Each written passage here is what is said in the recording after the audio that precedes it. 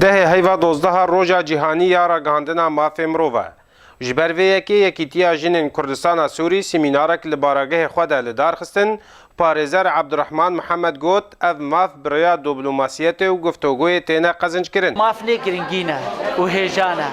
Dikarê bi danostandinê bi însanê ku biryara siyasî destî wî debe pê re bide bistînê û ez jî milletekim yan ez jî welatî vî welatî me mafê min jî he wek mafê te yanî wek hevî. Ji dabîna Kurda zararek û ziyanekê gelkî mezin dikînê we. یک ریزیا هلوست کردا و به وقت بیجی بنگهیا سرخبونا سرکفتنا و پارێزەر بەسێ عەبدێ dibêje ragihandina cîhanî ya mafê mirova li însan dinêre wekû însan cidabûn naxe di navbera jin û mêr de.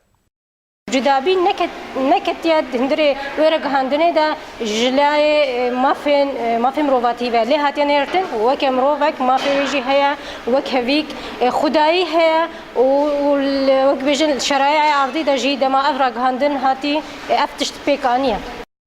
Amadeyên semînarê tekez kirin gerek Kurd Swedê ji van guhertinê ku dibin de bibîne.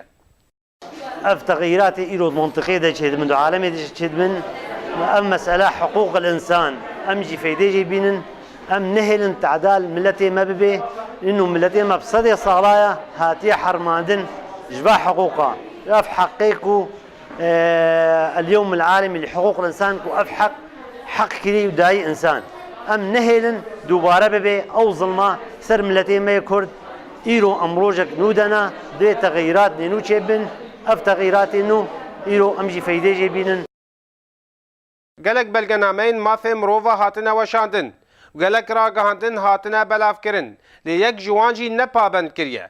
Dîsa her kotekî û dîtina yeklayen û zordarî mafê gelan û mirova bin pê dike.